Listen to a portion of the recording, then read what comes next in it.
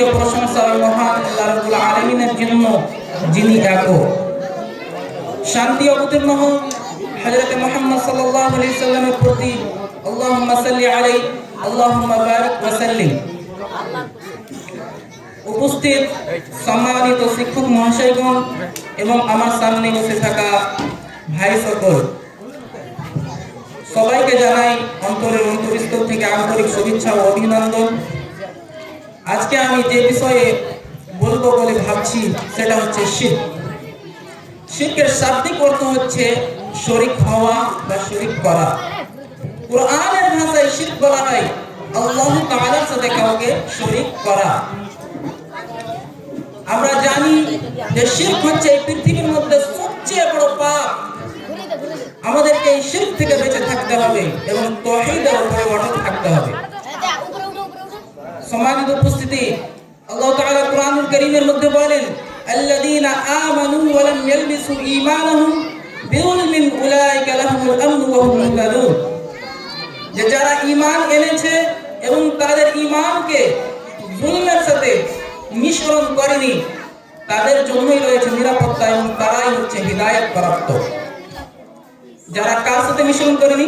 জুলমের সাথে মিশ্রণ করেনি, নিজের ঈমানকে স্পর্শ করেনি। সাহাবায়ে কেরাম রাদিয়াল্লাহু আনহুম বললেন, ইয়া রাসূল, আমরা তো সবাই ছোট বড় জুলম করে থাকি, তাহলে কি আমরা হিদায়াত প্রাপ্ত নই? তখন রাসূলুল্লাহ সাল্লাল্লাহু আলাইহি ওয়াসাল্লাম বললেন, শুনো, এখানে যেটা জুলম বোঝানো হয়েছে সেটা হচ্ছে সাধারণ জুলম নয়, বরং এখানে যেটা জুলম বোঝানো হয়েছে সেটা হচ্ছে শিরক। যেমন আল্লাহ তাআলা অন্য জায়গায় বলেন, ওয়া ইদ ক্বালা লুকমানু লিইবনিহি ওয়া হুয়া ইয়াইদুহু ইয়া বুনাইয়া লা তুশরিক বিল্লাহ ইন্নাশ শিরকা লাযুলমুন আযীম। লুকমান হাকিম তার ছেলেকে উপদেশ দিয়ে বললেন, ইয়া বুনাইয়া, হে আমার আদরের সন্তান, লা তুশরিক বিল্লাহ, আল্লাহ তাআলার সাথে কাউকে শরীক করিও না, ইন্নাশ শিরকা লাযুলমুন আযীম, নিশ্চয় শিরক হচ্ছে সবচেয়ে বড় জুলম। তাহলে বোঝা গেল যে শিরক হচ্ছে সবচেয়ে বড় জুলম। আমাদেরকেও আমাদের ছেলে মেয়েদেরকে এই উপদেশ দিতে হবে যে তুমি আল্লাহ তাআলার সাথে কাউকে শরীক করিও না।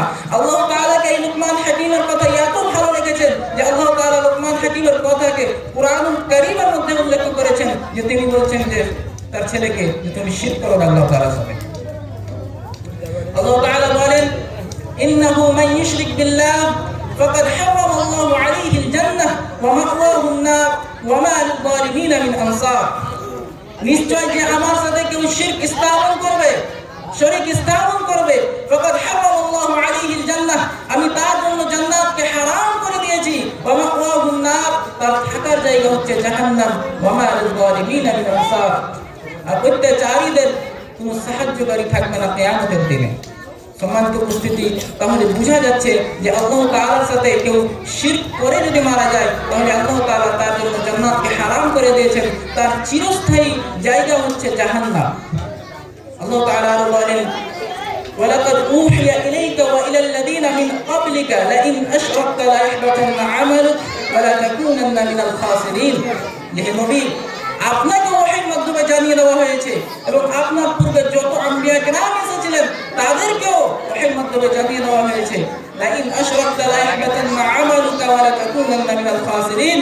হে নবী, আপনি যদি শিরক করেন তাহলে আপনার সমস্ত আমল বাতিল হয়ে যাবে, আপনার সমস্ত আমল বাতিল হয়ে যাবে, ওয়া লা তাকুনান্না মিনাল খাসিরিন, আর আপনি ক্ষতিগ্রস্তদের মধ্যে অন্তর্ভুক্ত হয়ে যাবেন। আল্লাহ তাআলা আরো বলেন, ওয়ালাউ হাশরাকু লাহাবিতা আনহুম মা কানু ইয়ালামুন, যদি তারা শিরক করে তাহলে তাদের আমল বাতিল হয়ে যাবে। তারা বলতে কাদেরকে বোঝানো হচ্ছে? আম্বিয়া কেরামকে। যদিও আম্বিয়া কেরাম শিরক করতে পারেন না, যদি আম্বিয়া কেরামের জারিয়াতে শিরক হবে না, নবী মুহাম্মদ সাল্লাল্লাহু আলাইহি ওয়াসাল্লাম শিরক কখনোই করতে পারে না, কেননা আল্লাহ তাআলা তাদেরকে শিরকের বিরুদ্ধে লড়াই করার জন্য দুনিয়াতে পাঠিয়েছিলেন, তাওহীদকে ফেলাবার জন্য এই দুনিয়াতে পাঠিয়েছিলেন। অতএব আম্বিয়া কেরাম কখনোই শিরক করতে পারেন না, কিন্তু আল্লাহ তাআলা আমাদেরকে জানিয়ে দেওয়ার জন্য এই আয়াত নাযিল করে দিয়েছেন যে যারা আমার সবচেয়ে প্রিয় বান্দা, যারা এই পৃথিবীর মধ্যে সবচেয়ে তাকওয়াশীল, সবচেয়ে পরহেজগার, তারাও যদি শিরক করত তাহলে তাদেরও আমল বাতিল হয়ে যেত। আল্লাহ তাআলা বলেন, ইন্নাল্লাহা লা ইয়াগফিরু আন ইউশরাকা বিহি ওয়া ইয়াগফিরু মা দুনা যালিকা লিমান ইয়াশা। নিশ্চয় আমি তাকে ক্ষমা করব না যে ব্যক্তি আমার সাথে কাউকে শরীক স্থাপন করবে, ওয়া ইয়াগফিরু মা দুনা যালিকা লিমান ইয়াশা, আর এর চেয়ে নিম্ন পর্যায়ের পাপ রয়েছে সেগুলো যাকে ইচ্ছা আমি ক্ষমা করব। সম্মানিত উপস্থিতি, তাহলে বোঝা যাচ্ছে যে আল্লাহ তাআলা শিরককে কখনো ক্ষমা করবে না। এই দুনিয়ার মধ্যে ক্ষমা করবে না এটা নয়, যদি দুনিয়ার মধ্যে আল্লাহ তাআলা শিরককে ক্ষমা না করে তাহলে সবাই জাহান্নামে চলে যাবে। না কখনো না কখনো আমরা শিরক করে থাকি। তাই আল্লাহ তাআলা কিয়ামতের দিন শিরককে কখনো ক্ষমা করবে না। এর যে নিম্ন পর্যায়ের পাপ যেগুলো রয়েছে কিয়ামতের দিন আল্লাহ তাআলা ক্ষমা করে দিতে পারেন, কিন্তু শিরক ক্ষমা করবে না। এমনকি হযরত মুহাম্মদ সাল্লাল্লাহু আলাইহি ওয়াসাল্লাম তাদের জন্য শাফাআত করবেন না যারা শিরক করে মারা যাবে।